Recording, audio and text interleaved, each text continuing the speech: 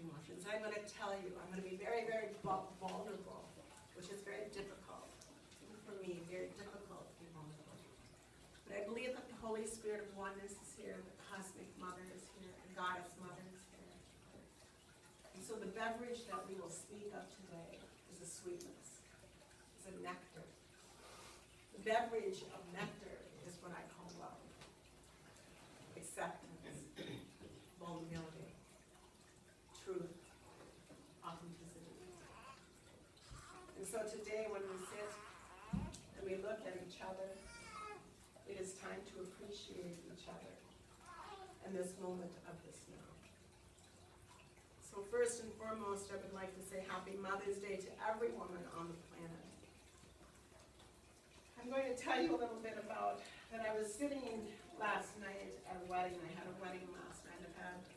I've been sick for about 4 days, and my husband said, I've never seen you this week before. Where is he? But I've had a very, very, very busy few days, and part of that was preparing for this wedding that I did yesterday.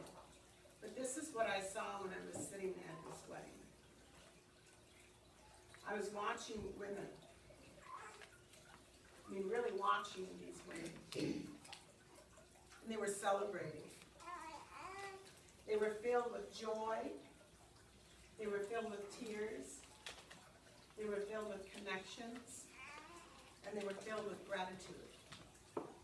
And they were connecting. They were building relationships. You could see them giggle. You could see them laugh. And I've watched them constantly. And they would touch.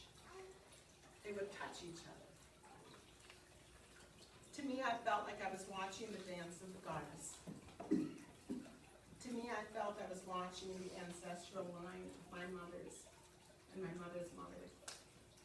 And all of the gods and goddesses that do that circle of dance, of touching each other on such a deep and profound level, that I was very thankful just to sit there and witness. I also watched when it came time for the maid of honor to speak about the woman that she loved that was being married. She could hardly speak because she is trying to speak about her friendship with her best friend who just got married. Tears welled up in her eyes because I could see the sacred goddess inside of all of these women, especially this woman. And I thought to myself, I am witnessing. I'm going to be so incredibly present. And I'm going to witness, and I am witnessing the energy of which can and will transform the world. It is the energy that speaks to the soul from the soul. I see on both of their faces a smile, which goes much deeper than their faces. I'm witnessing a sisterhood of deep, deep, and true love. She is also going on the inside of her an act of resistance. I see that within her. I saw within her the woman who was trying to bring out words of how much she loved her best friend. That at the same time, there was this opposing force field, this resistance. Don't let me feel too much. Don't let me cry in front of all these people. Don't let me be vulnerable. And then I wondered why. Why resist this beautiful energy? I do not know why. Waking up the goddess inside of us is our next steps, sisters. Allowing the goddess in true form to come out. When I watch women in their lives, and that's why this day is incredibly to be honored, is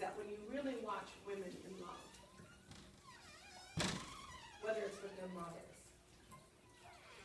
whether it's with their friends, whether it's with their sisters, or whether with their children or their husbands. If there's something that is happening that goes way beyond that person, I believe that there's a flow, a cosmic mother ocean, the nectar that comes forth when women love. Women move mountains with that type of love.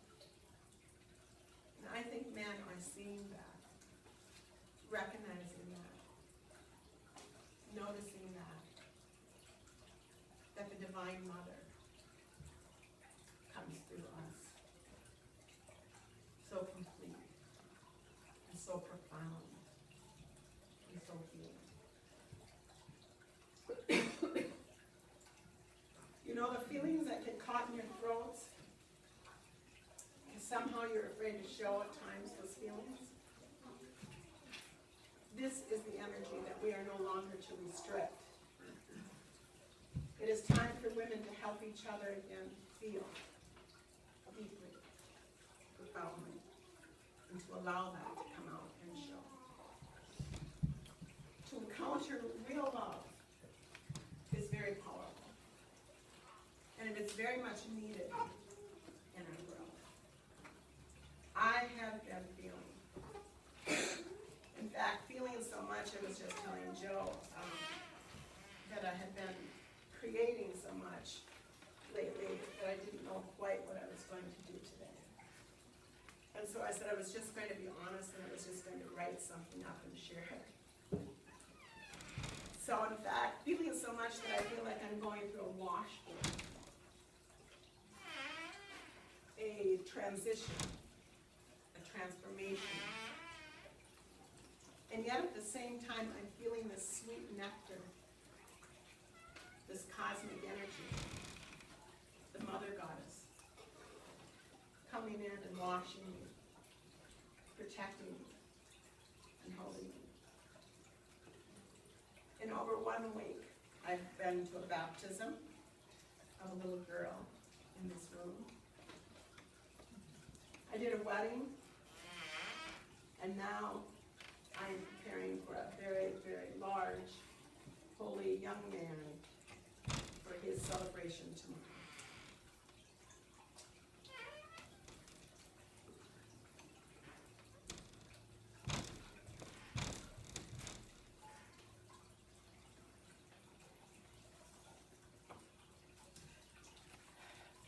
I am here.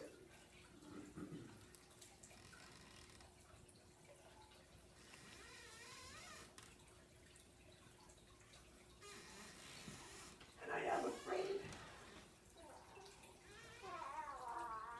at times to show you my vulnerability. My pain, my loss, my love.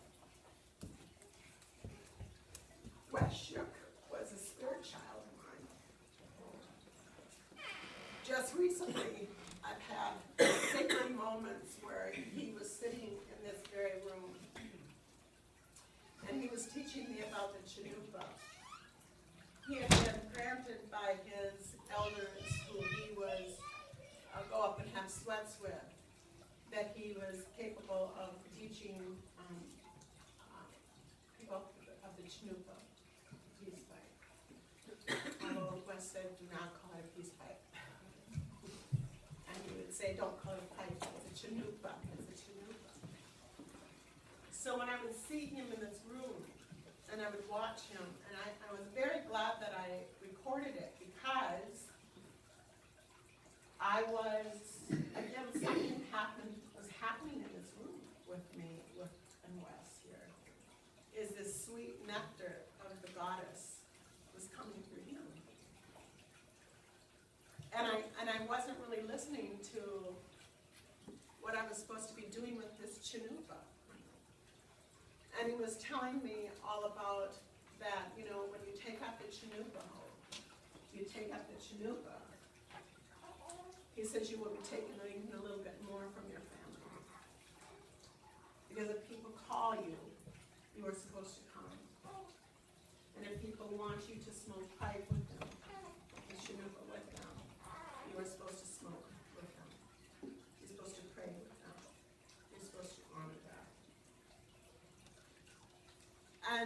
And so today I stand before you to be vulnerable. Because the goddess is inside of me. And I sometimes thought that maybe the goddess doesn't feel. Sometimes in metaphysical, spiritual energy fields, we talk about somehow being neutral and not being touched. And I had kind of sort of been working towards that.